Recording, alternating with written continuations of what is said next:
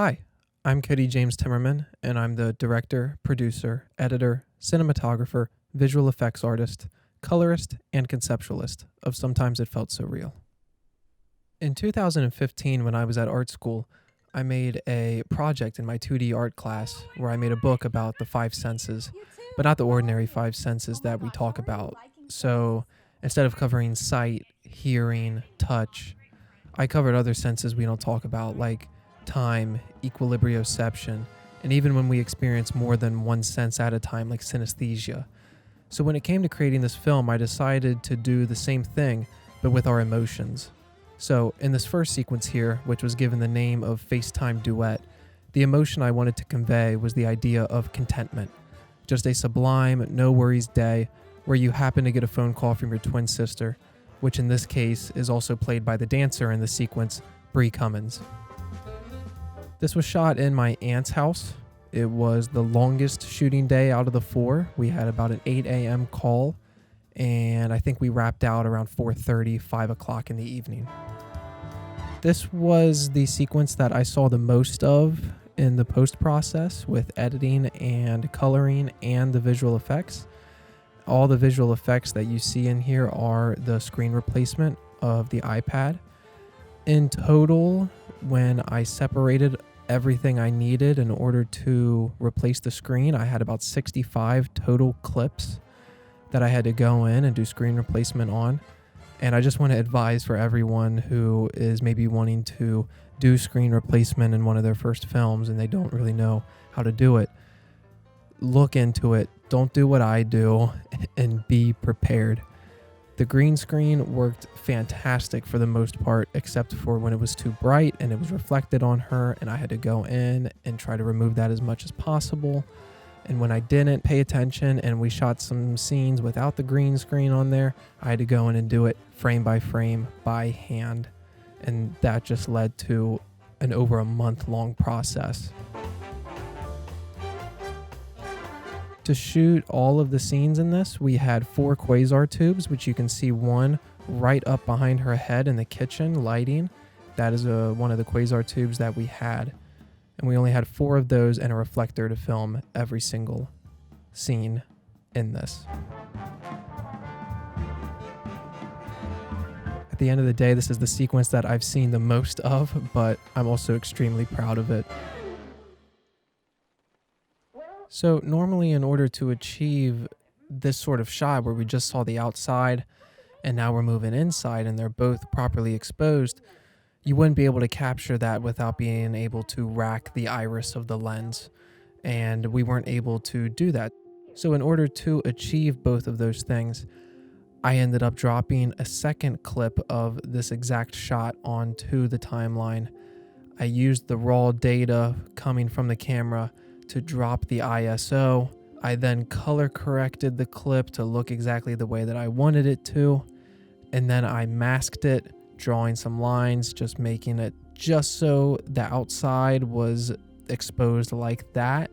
And then I just used a cross dissolve to transition from that outside shot to the inside. And if you start looking at those final frames of the outside, you'll see that it starts to get right at the end. This dancer is Ashley Martin, and this sequence was given the name of Sad Movie. We got pretty lucky that the sequence that we filmed, Sad Movie, just so happened to also be a rainy day. For this entire sequence, we had just 3 quasar lights at play. We had 2 in the corners behind me, facing the wall because we didn't have any dimmers.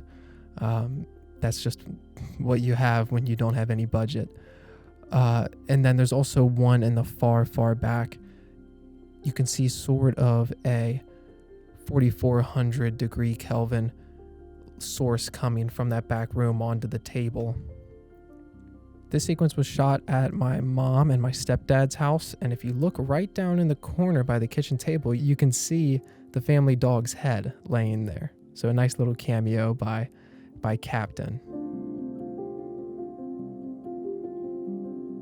We did 12 takes of this sequence, and I think the last take was the one that was used in the film.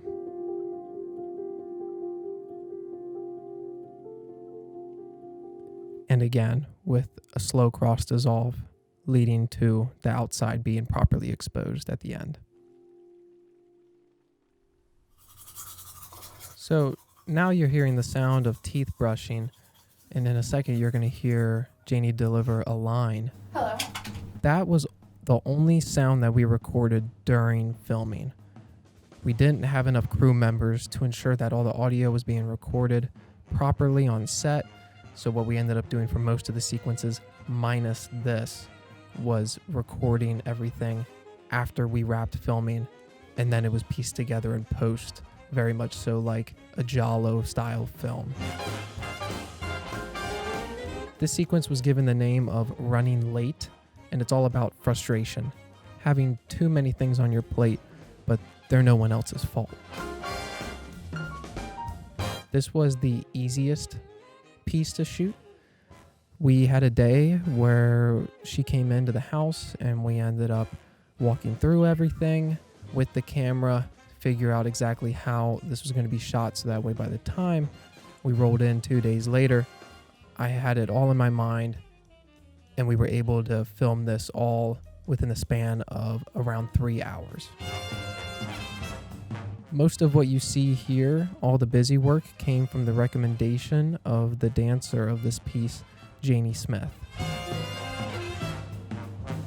A lot of these dolly moves that you're seeing, and by a lot, I mean all of the dolly moves that you see in this film, we were not able to get a Dana dolly to shoot with. So what ended up happening was I ended up just running to Home Depot.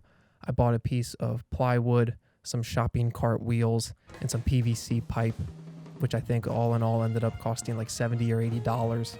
And I just created my own dolly out of all of those. So the tripod would just sit on top of the plywood. The plywood had the shopping cart wheels attached to it, and we would just slowly push and pull on this PVC pipe.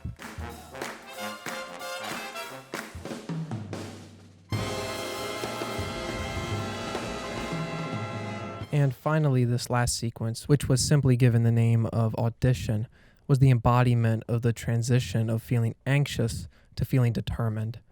This dancer, her name is Peyton Franson, who actually right here is reading one of the pages of my first feature I wrote just over a year ago. She isn't even a dancing major at Northern Kentucky University, which is also where we shot this sequence. I believe she told me that she's studying science, but she does take dance courses at the school to sort of fulfill that itch. But when I did this wide casting call for this and I watched the videos she sent me of her dancing, I just knew from the get-go that I wanted her to be a part of this project. Also because of her age. She's still in her teenage years. I believe she was 18 or maybe 19 when we filmed this. And I remember telling my creative consultant on this, J. Iris Copeland, that I knew even though I wasn't remotely close to being anywhere near a quote-unquote good filmmaker, how much it meant for me at 19 to be given the opportunity to work on some pretty big projects. And though this isn't as big a project, I know I wanted to not take her at face value as someone who's still finding themselves as a young artist, and to give someone like Peyton here the platform to create essentially a time capsule to show off the artist that she is now at this moment in her life. This was all filmed with practical lighting, no setups. We didn't use any of the quasars or the reflectors that we had available, which allowed me to have a good use of the raw data that I talked about earlier. To fill you all in on all the technicals, we shot this on a Blackmagic Pocket Cinema Camera 4K and on one Sigma 18-35 f1.8 lens for all 4 of the sequences. I then used DaVinci Resolve to do the color and to do the initial cuts of the film, and then when my computer sounded like it was going to explode from DaVinci being ran on it and I couldn't watch everything properly anymore, I then exported all of the footage and I transferred it to Premiere Pro to put everything together. You also might have noticed all the aspect ratio changes from sequence to sequence, and all of those decisions were there from the inception of this film. So when thinking of the lives and stories of these women, they're all feeling different things, which comes out in the choreography, but they're also all experiencing different things, which is where I decided the aspect ratio would help that come out in the film. So essentially, the aspect ratio is the embodiment of each of their worldviews and their perspectives as individuals. Some are experiencing a grand, cinematic, wider version of life. Some are experiencing an almost claustrophobic, boxed-in version of life. And in this case, some are experiencing life in a much more fuller form where an overall spectrum of emotions are being felt. And I truly do think that once you start thinking of all the tools at your disposal as a filmmaker, you start to have this power over every aspect of your image. And that's when your work starts to transition from a good concept to great framework for an overall viewing experience for your audience. We did 16 takes of this, and again, I believe the last one was the one that was used. And that's pretty much it. I hope you enjoyed hearing some tidbits about the making of this film, and maybe learned a thing or two if you're an aspiring filmmaker. If you have any follow-up questions or remarks, or if you'd like to reach out about collaborating or even financing one of my scripts I've got ready to go, all my links will be in the description for you to send me a direct message. Right here is a cameo at the end by Tennyson Hendershot, who was my right-hand man on this shoot. Everybody stay safe, embrace kindness and empathy, and thanks for watching.